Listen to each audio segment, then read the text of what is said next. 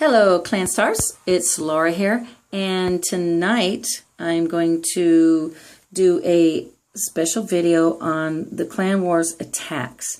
And what I figured I would do was just go over some of the attacks that were done in the last war and kind of just walk through them and see what people did right. Well, maybe add some suggestions for other things that we can do perhaps to increase the efficacy of our attacks. So what I'm going to do is I'm going to look and see what are some good ones here that I remember specifically being good ones. I think this was a good one right here that I kind of liked. Okay, there we go. And this is the OG, otherwise known as Beto. I guess we pronounce it Beto. Okay, and as you see, Beto is luring out these troops right over here, doing an excellent job of this. And they're going really far out, away from the weapons here, the archer towers, and especially this mortar here, because that has a lot of splash. Okay, and now one great tactic is to drop a lightning spell on those troops, and look, he just totally takes that out with that little lone archer there. Okay, so now troops are being dropped. Now, I would recommend in this scenario, see only two of the, oh wait a minute, what's that? What's going on? Okay, two of the wall breakers were dropped and they were taken right out. Usually what I like to do is like to drop the giants. There go the giants there now, and the wall breakers did make it through that time. So the giants are all going to go in and basically attack all the weapons in there. And there go the wizards and the archers. And they're just going to, actually I kind of call this blitzing them. You're just kind of overwhelming the entire base with troops.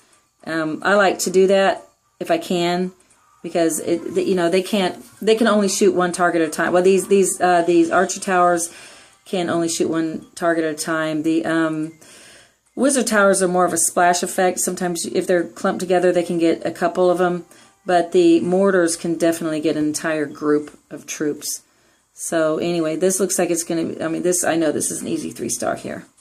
One of the reasons why I don't like big open areas like this, and see the double walls did absolutely no good as far as protecting anything. They busted right through and just cleaned out. So that was a good attack there. Okay, here is an attack by Weeks, and she always does really well. Okay, I usually recommend just using one or two maybe barbarians or archers to lure the troops out, but you don't have to. She kind of overwhelms them with everything. And Weeks likes to use a style that I kind of like to use, which is just drop them all and let them go to work. And then you just kind of sit back and relax and yell at your troops like, no, go over there, no, go over here, or whatever. And then you're also free to kind of concentrate on where you want to drop your spells. As you can see, she dropped a healing spell there. When you drop your spells, what I like to do, I see a lot of people just dropping them kind of halfway, where, like, if she wanted to drop it here, don't drop it right there. Drop it in here so it moves into the spell. Otherwise, you just have the spell sitting there doing nothing. That's one of the things I would recommend anyway. And as you can see, this is an easy 3-star as well. I'm going to speed it up here. Oh, and there they go. And because she did it early enough, whoa, wait a minute, that was just, whoa, that was barely on time, just down to the last millisecond there. But usually try to have enough time. If you drop everything early enough, especially that dragon, because those dragons are so slow, you want to make sure you drop those quick enough. Or rather, should I say soon enough. Okay, we're going to watch this one by Lethalor. He's a new player, and one of the things I want to also stress that is so important, and because he's new, he kind of forgot, but if you notice down here, there are no clan castle troops there, so this, I think, he would have easily 3-starred it. He almost 3-starred it on his own, but he ran out of time. And this is really important also to look at your time. Keep an eye on that. Don't get so concerned with what's going on here that you forget and run out of time. I have done that myself. It's really easy to do. But anyway, so this is a really poorly designed base, in my opinion. We've got stuff just scattered everywhere. And so troops are just moving from piece to piece there, from weapon to weapon, and from item to item, just taking out everything. It's really hard to lure out troops with this kind of setup too, because of the location. So, you know, you could drop something over here possibly, but you might as well just go ahead and just attack in this case. I'm going to speed this one up here a little bit too. And we're running out of time. That is the main problem, is not so much running out of troops as running out of time. But if he'd had some clan troops in there, he would have definitely 3-starred it pretty easy. But that was a good attack. Okay, let's watch this attack by Pixie. Again, another easy base. I love these kind of bases. And this is what I love it to attack, not for us to have. Here you can see she is luring out the troops again, and now surrounding. I like to surround them all the way around in a big circle. There we go, kind of in a half circle. Taking out those wizards pretty easily. Oh, there goes the mortar. And these poor archers were martyred right there with that mortar. So now she's sending in some giants and a healing spell. And she did really well with that healing spell there, as they're moving into it. It's perfect. Perfect placement. I don't know if that was intentional or accidental. A lot of times it's accidental for me. Okay, there goes some more giants, and they're just going to go in and clean up these weapons here. One of the things I do not recommend is using goblins. Unless you really think that they might do some good. They're just too weak. But every once in a while they can do well. See, like there are no weapons here, so she's sending them in here just to take care of these so they don't have to. And that actually works pretty well. So, you know, there are really no extremely hard and fast rules with this. It's all just a matter of personal preference. You can, you know, everybody has their own way of attacking that they like. So find what you like, what works for you, and what's comfortable for you. But as you move up, you'll find that, you know, like say you were using all archers on attacks at one level.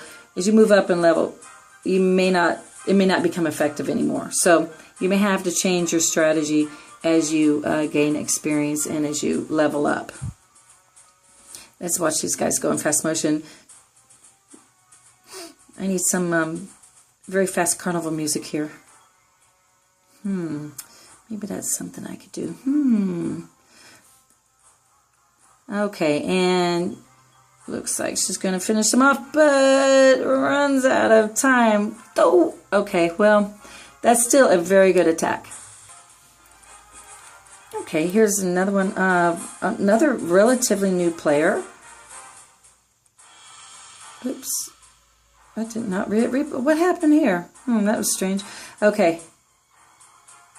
There we go. Okay. He's sending in his little barbarian there. Go, little barbarian, go, run. Okay, there he goes, and he keeps getting over there before the wizards can get to him. Sometimes putting an archer there will get him out a little bit easier. And there they go, running away. He missed 2 of them with the lightning spell, but he got most of them. So, hey, that's good.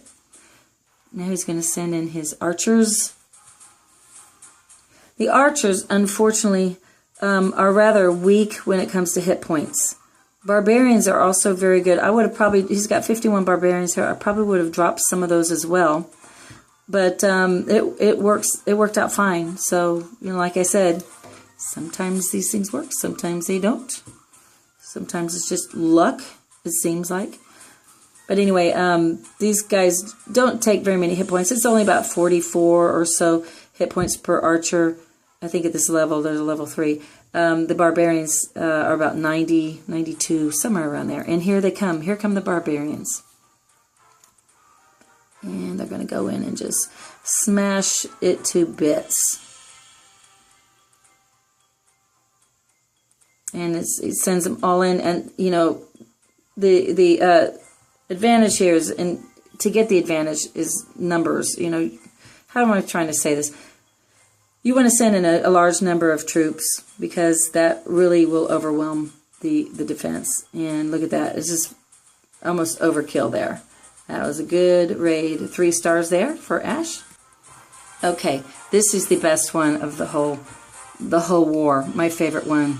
This one is almost kind of sad. Okay, this guy is attacking Rebel.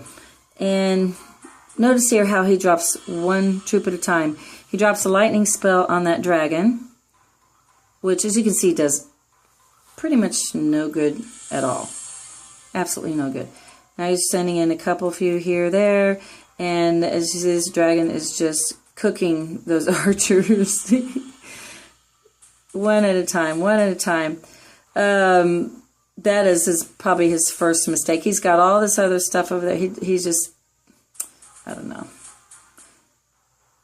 This guy probably should just give up the game, just delete it, don't ever play it again. And he sends in his lone wizard. Poor planning on making his troops there. And troop deployment. Okay, now he's sending in the clan troops. And there we go. And look at that. And the healer gets cooked too. Bam, there goes the poor healer. This poor guy does not stand a chance against this dragon. It's crazy. Okay, now he sends in a wall breaker. Dun, dun, dun. Oh boy. He has like 6 wall breakers here. Send in 1. And sends in 1 giant. Do you see what is going on here? Do you see the problem with his style of, what the hell was that for? Do you see the style of his attack is just not really working? And he's running down in seconds. There goes some more giants. Finally he drops a crew of giants. Can you believe that? But look at this. They all pile up and bam, the dragon takes them right out. Yeah, I would have dropped them way across on the other side. Now all he's got are goblins left. So let's see what he does. Nothing. He didn't even use them. He got a big fat whopping 0 on there. That was just sad. But anyway, so that was a guy obviously did not know what he was doing. And he must be relatively new to the game, or perhaps his relative let him play and attack for him. I'm not sure. We have somebody in clan that does that too. But no, that's just to show you what not to do in a clan war. Okay, I'm running out of time here, so I'm going to go on with part 2.